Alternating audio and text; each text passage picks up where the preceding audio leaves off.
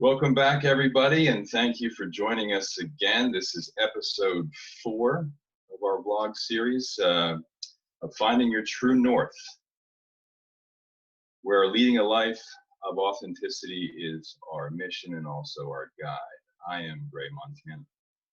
And I am Carrie Hayes, and we are the True North Academy. The purpose of this vlog series is to explore everyday topics in a new way. And you can find the vlog as well as more information about us on our website at thetruenorthacademy.com. And today, we're changing it up a little bit. At the end of last episode, we introduced a topic, and based on where that conversation on productivity wound its way, Gray and I spoke briefly, and we decided to change up today's topic. So today's topic is going to be expectations. Where do they come from? What's the positivity of them? What's the negativity of them? And who knows where else the conversation will lead us today. So, Gray, do you want to start off and share a little bit about where in your life expectations have a place, or particularly maybe where they don't have a place? Well, certainly I think we could dive more into my preference or bias as we go. I don't want to season it right from the get-go, but where they come from, what they are, how they would be defined. I know Webster defines them as a belief for outcome, a particular expression, which I for one appreciated the belief part of that, as opposed to a mental construct or ideal, something that a belief implies a little bit of spontaneity, which I really appreciate. For me personally, I believe having a hard and fast expectation that's connected to outcome, that would be more with a superficial motivation, superficial just because you're fixating on a certain point and then really grading yourself on your ability to get there, and measuring everything against that. I believe that has you more closed off to what productivity, like we talked about last time. Yeah. Expectation being potentially an interest-based thing, where you have a motivation at your core, where you are with an interest and desire to accomplish something. It's a drawing towards something bigger. Having that expectation be more spontaneous has you more open to outcome and ability to revise expectation as you go. Yeah. Revision is always a good thing, and open to outcome, of course. Stephen Covey is big name in the business world. He was the founder of it was the first organizing system I ever had. And the idea of planning always was an interest of mine. But he has an interesting saying about expectation, and it goes something like, treat a man as he is and he will remain as he is.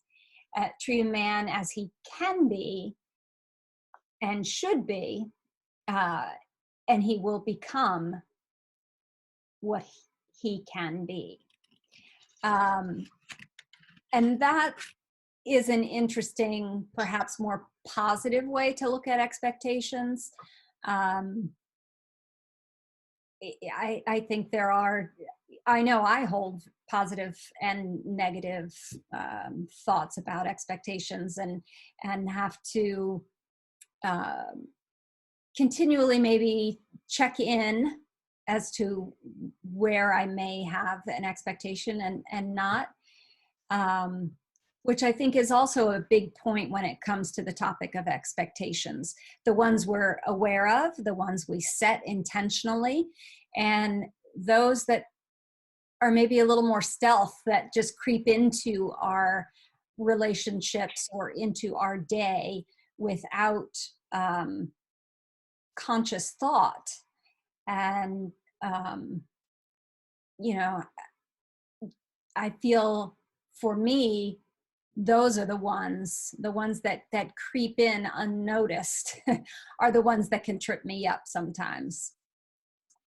And maybe the ones that are most fascinating, to the extent that we're not giving them much time or thought or energy until they blindside us, or we don't realize they're there, and then all of a sudden they are, and it's unexpected because we've had our focus on something else.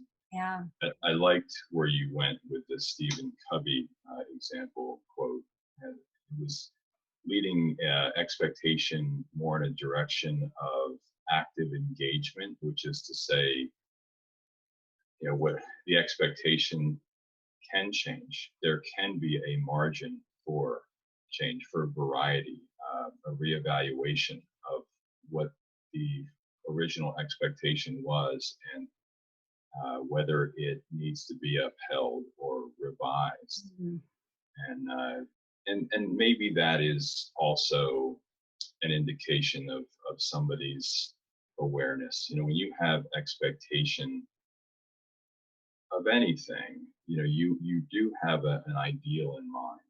And to the extent that you can revisit how healthy or balanced or understood, and maybe mutually understood as it might be, if you're impacting other people, other things in your environment, it has you with a greater ability to reevaluate, adjust your interests, check in with your original interest, and go from there. As far as the difference between what would be original expectation, hidden expectation, I think the best takeaway or point from that, from my perspective, would be to realize that a hidden expectation many times is closer to your authentic self, closer to, when I say authentic self, I mean what really is going on, your honest to goodness interpretation of what's going on. If original expectation is your fixation on any one point, then it is your revelation that was your hidden expectation that may very well show you the desire behind that point or fixated destination in the first place. Right. Yeah. Coming home at the end of a long work day, and you don't even give it conscious thought, but when you walk in the door and your roommate or your spouse is sitting on the couch with their feet up, watching TV, and you were realizing now that you expected dinner to be on the table because that's what you would have done if you were home first, right? So those are big gaps that require a bit of check-in. But you're right, it's because that is something that I would do or I would want done for me. So I just make an assumption, perhaps. Yeah, and how many people, once they're faced with that reality that, shoot, like I did have an expectation here, I didn't even realize, and now I'm upset about it. How many people are with the cause of that beyond the physical, beyond the fact that, okay, well, dinner's not ready. I'm not getting cooperation. I'm not getting help here with the system, the team, the company, whatever it is. How many people go one step further and say, okay, why do I need that? Why is that important to me? And to what extent does it affect me in my everyday pursuits? Yeah. That's a big question. I'm glad you brought that up, because it does speak to what we need, and many times to what we are not giving ourselves, what we're not allowing time for in our life, and therefore somehow have an expectation of someone that we're in a relationship with to provide that. whether it's a work situation or a personal situation. Um, I'm going to share a little tip that I learned from Brene Brown on checking expectations. And I will find that if I'm rolling along in thought, sometimes I just stop and I say, what's the story I'm telling myself right now?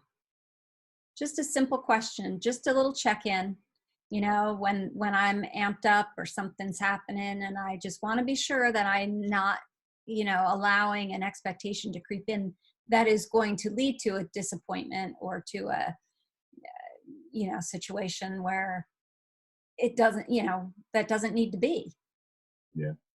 Because just because I'm amped up or had a busy day doesn't mean someone else has to go out of their way to change something for me. Yeah. There becomes a momentum there where you originate an idea. It's based on a sound desire or solid foundation of an idea, a specific interest, and then you just roll with it, and it can become a locomotive where you're doing it just because you're doing it because that's what you set out to do, and you want to uphold and you want to get to a certain point with, and it is, in a sense, it's suspended animation, Hmm. right? Because you were alive with that desire. It's what gave you that direction in the first place. It's what inspired you to have to be the creative one enough to understand its importance at that time.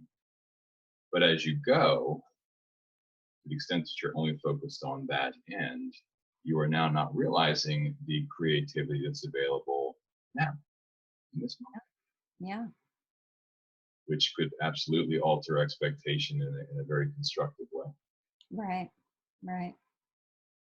How about expectations in terms of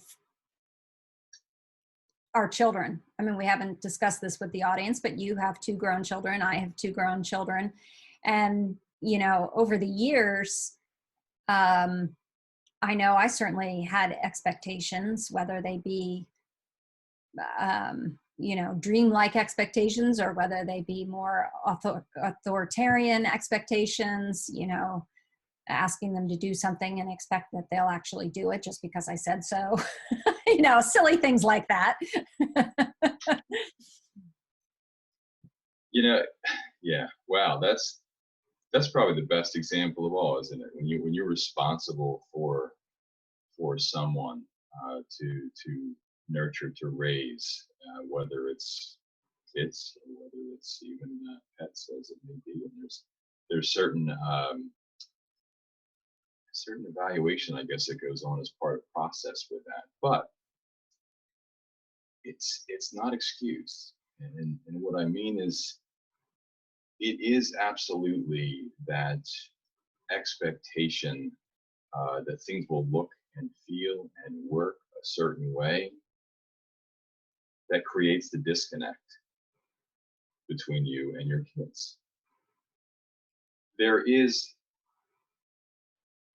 I won't say an optimal way to proceed on behalf of a child, but you've experienced a life similar to what scenario they have, the challenges, the growing pains that they have. And you want to guide them to some extent, maybe not to avoid them, but to see them coming. And so it puts you in a position where you are actively trying to prevent them from falling in these traps or holes. And then it also puts you in a position where you're going to expect to have the answer when they have a problem, even if they don't ask you for Right. an answer, right? And so if you do have an ideal, an expectation that is to provide assistance to your kids, that many times can foreshadow the avenues that you have to truly provide that assistance, to truly make a difference in their lives. In other words, if assistance looks one way to you, if you expect to be there this way, that way, and the other way, which you believe are the best pathways for assistance, and those pathways aren't open to you, does that mean you still use them? Does that mean you still try to push your knowledge in that direction and in those ways to your child? Or do you reevaluate where your expectation has essentially put you, which is to say the disconnect that you're experiencing in the relationship at that time, Right. and then reevaluate what is truly an open pathway for communication? What really are they needing? You thought it was this, but they're acting so in a different way, or they're feeling very unfulfilled after you've chosen to advance in a certain way. Now what? Do you stick to that original expectation of this is what good parenting looks like? These are the rules that, if followed, it will guarantee a certain outcome. Or do you pay closer attention to what really could make a difference? Well, I certainly hope I would pay more attention. The other sounds like the definition of insanity, right? Continuing to do the same thing over and over, expecting different results. But by that definition, there's a lot of insane parents out Yeah, I there, right? suppose. And I'm If sure I I, have my moments. yeah, well, that's just it. I mean, that is the line of thought. If I just keep doing it, if I keep doing more of it, it's going to get better. They don't understand this time. Maybe they don't understand the 10th time, but they will understand the 11th time in which it's discussed. And that's not the reality. The reality is that you're pushing and they're pulling back, and Right. you don't have that ability to ever connect on a level that is meaningful to both. Right. Yeah, interesting. So, um, we talked about the known and the unknown, and a little tip for rooting out any hidden expectations. Um, how do expectations support or derail your productivity in a day? Well, coincidentally, and maybe no coincidence at all, this goes back to what we were talking about last episode, and the productivity being an efficiency of process. Yeah. So if we look at it as to a question of what makes somebody productive, what makes somebody most efficient with their actions, regardless of outcome, from a moment to moment perspective, it takes us right back to realizing that expectation is more about a reevaluation than a fixation on a destination or ideal or practice or whatever. So to answer your question, how expectation and productivity tie together, how they work with one another. Expectation, when based on an original desire, it's an aha moment, it's a light bulb that goes on, and it's the expectation at that point is really a call to action. It's to say, okay, look, Albert Einstein said, evolution is much like riding a bike. Nothing happens until you move. And expectation is a way to fixate moment to moment on what makes your desire move forward. Productivity then comes in when, as more of an assessment of how well that desire to move gets recreated in each moment, which is to say, how many moments do you take to reevaluate where you're at, reassess your expectation as it would pertain to the one you had a minute ago, the one you had an hour ago, the one you had a day ago. Okay? It's efficiency of process comes from a willingness to be aware of what your last desire has amounted to, and an urging to reposition in a more successful way. Hmm. Yeah. Yeah. I know when I'm going about my um, tasks in a day, I have to reevaluate during certain parts of the day, just because there's some things that I get more entangled with than others. And so I continually just kind of check in. Is this really how I want to spend this time? You know, do I want to spend 20 minutes on this activity, or am I going to lose my check-in and all of a sudden it's 60 minutes that I spent on this activity instead of 20? So yeah, it's an important part of the framework of a day or a project, and it's also um, part of a constant reevaluation towards the end game of the day. Yeah, and where it gets kind of trippy and maybe a cool topic down the road is to be more aware of what voice or what version of you is checking in, because to the extent that there is that, you know, that ego driven, very superficially oriented self that is always grading self-worth, that worth on, you know, a particular outcome, the repositioning or reevaluating is, even though you're essentially changing your course, you're really not. You're still working towards the same outcome. You're just saying that you're open to more detail. You're just saying to yourself that you're going to do things a little different than you set out, because that would show that you're more versatile, more efficient, more productive, and not with expectations that limit you. But in Right. actuality, you're just going through another exercise, which is to say, my idea of how to utilize expectations to the best of my ability is if I do this. And then it's like an alarm clock. Every so often it's, am I reevaluating? Okay, check. Okay, now I'm, you know, I'm repositioning myself. I'm changing my direction. But really, are you changing your direction? And I think this is where people can individually be more aware of those hidden expectations, like you called them, you referred to them, which is to say, if it's not working out like you want to, but you still technically are proceeding towards an original fixed point that you at one point said is motivating you, did it for you, and it's not doing it for you now, then realize what the fine print is. Realize what it's trying to tell you. Try to go one step further. And when this hidden expectation is there to be found, find it. Why are you unsettled? Why is this now not working for you?